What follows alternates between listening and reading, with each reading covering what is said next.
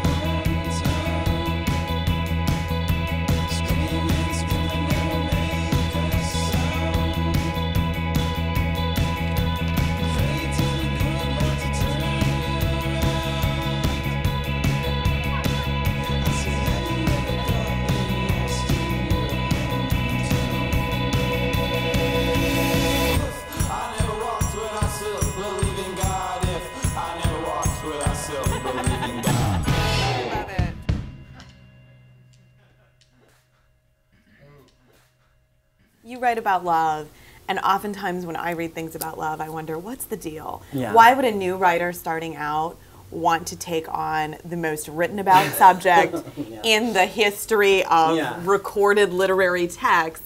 And that's sort of the Shakespearean connection. Because when I was in grad school, I had a professor tell me, don't become a Shakespearean scholar, because think of the hundreds of years worth of scholars who have come before you. Right. Look at how much you're competing against. So that's why I want to know why a young writer would write about love. Being so young, I started when I was 20, and I was like, I have not had a relationship since I was junior year of high school. That was in my junior year of college. I hadn't really dated ever, really. I didn't have any confidence when I was talking to guys. I didn't feel like I was worthy of someone's attention. But at the same time, I thought it could be funny in a way to draw from that.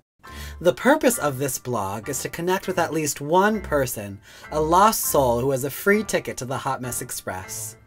I'm probably just being dramatic, but the drama of it all is what fuels my desire to make a difference in this world.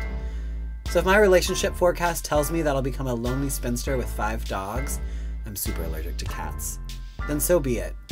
I'll claim my spinsterhood now and get it over with. Maybe then I will truly alter my future.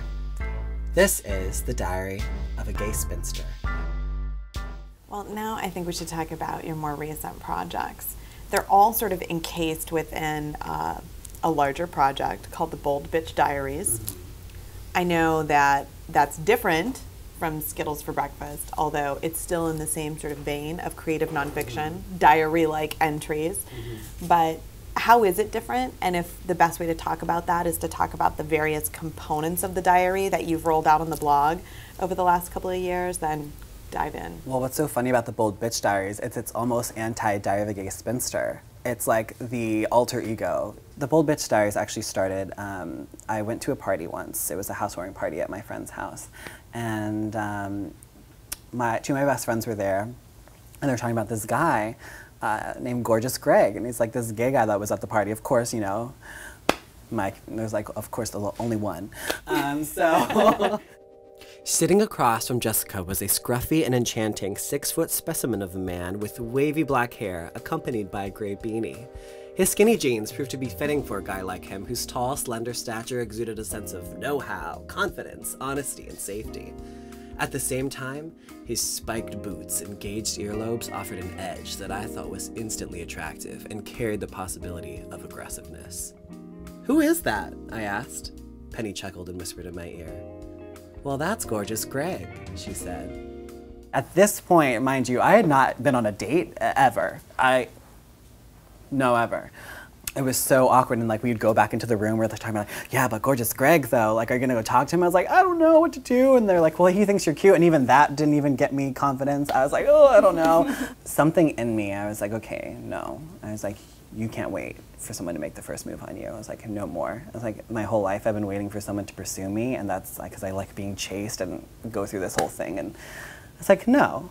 And so I was like, I'm going to be bold, and I'm going to, and this is something that my friend Tiffany mentioned after the fact. So as I was leaving, I was like, this is the only time. This is the only time I'm going to see him. So I was like, hi, do you want to walk out with me? So he walked me to the door. I turned around, and I just started making out with him. And it was weird because I hadn't made out with anyone also in like years. So I was like, I don't even know what I'm doing. Like, I don't even know. Like, and it wasn't like a great kiss. But the whole point of it was that I did it. So I made out with him, and then once I felt satisfied, I left. I didn't ask for his number. I didn't ask for his Facebook information. I didn't get any contacts. I said, bye, good night, and left. So as soon as I did that, as soon as I just decided that I'm going to make out with him, that's when everything changed. And I still carry that with me, and the bold bitch goddess, we call her. So she's fabulous. She is. After 4 long years of involuntary spinsterhood, there comes a time in your life when being bold is the only option you have left. And in that instant transformation from being scared and afraid of every little thing that has held you back all this time, you will be set free.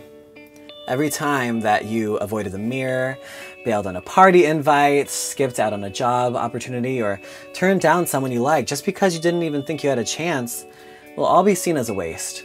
And no longer will you let anything stop you from getting what you want and being who you are.